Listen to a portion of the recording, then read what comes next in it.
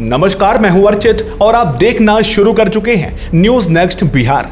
देश, दुनिया, राजनीति और आपके सरोकार से जुड़ी हर बड़ी खबर का सबसे सटीक और निष्पक्ष विश्लेषण। तो चलिए बिना देर किए रुक करते हैं आज की इस बेहद खास और मुख्य खबर की ओर। अंतर्राष्ट्रीय कूटनीति और वैश्विक रक्षा गलियारे से इस वक्त की सबसे बड़ी और बेहद महत्वपूर्ण खबर सामने आ रही है। भारत के रक्षा मंत्री राजनाथ सिंह ने हिंद महासागर क्षेत्र में देश की रणनीतिक भूमिका, उसकी शक्ति और भविष्य की सोच को लेकर दुनिया के सामने एक बेहद मजबूत, स्पष्ट और दूरगामी संदेश रख दिया है। एक उच्च स्तरीय सैन्य और रणनीतिक सम्मेलन को संबोधित करते हुए रक्षा मंत्री ने उन ताकतों को कड़ा संदेश दिया जो इस क्षेत्र में लगातार अस्थिरता पैदा करने की कोशिश कर रही है। विदेशी शक्तियों और विस्तारवादी एजेंडा चलाने वाले देशों को आईना दिखाते हुए रक्षा मंत्री राजनाथ सिंह ने दो टूक शब्दों में कहा, हिंद महासागर में भारत की दादागिरी नहीं, शांति की नीति हमेशा से सर्वोपरि रही है और आगे भी रहेगी। उन्होंने इस बात पर विशेष जोर दिया कि भारत ने कभी भी किसी दूसरे देश की संप्रभुता का उल्लंघन नहीं किया।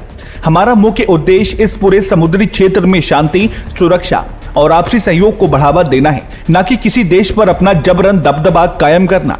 अपने इस विस्तृत संबोधन में रक्षा मंत्री ने भारतीय नौसेना की आधुनिक तकनीकों और उसकी बढ़ती ताकत की जमकर सराहना की। उन्होंने कहा कि आज की तारीख में भारतीय नौसेना न सिर्फ भारत की समुद्री सीमाओं की रक्षा कर रही है, बल्कि आपदा के समय पड़ोसी देशों की मदद के लिए सबसे पहले आगे आती है।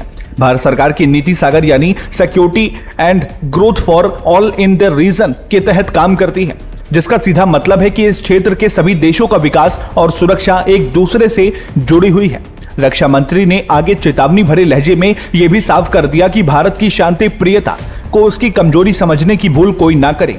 यदि कोई बाहरी ताकत इस क्षेत्र में शांति भंग करने या भारतीय हितों को नुकसान पहुंचाने का प्रयास करेगी, तो हमारी सेनाएं उसका मुंह तोड़ जवाब देने के लिए 24 घंटे पूरी तरह तैयार है। राजनाथ सिंह का यह बयान ऐसे समय में आया जब हिंद महासागर में कुछ देशों की संदिग्ध गतिविधियां और घुसपैठ की कोशिशें तेज हुई हैं। रक्षा मंत्री के इस बेहद कड़े तार्किक और कूटनीतिक बयान पर आपकी क्या राय है? कमेंट बॉक्स में अपनी राय जरूर साझा करें। फिलहाल इस पूरी खबर पर आपकी क्या राय है? कमेंट बॉक्स में अपनी राय जरूर साझा करें। देश और प्रदेश की हर हलचल से अपडेट रहने के लिए इस वीडियो को लाइक करें, शेयर करें और अपने भरोसेमंद चैनल न्यूज नेक्स्ट बिहार को सब्सक्राइब करना बिल्कुल ना भूलें। जल्द ही हाजिर होंगे कुछ और नई और बड़ी खबरों के साथ। तब तक के लिए नमस्कार, जय हिंद, जय भारत।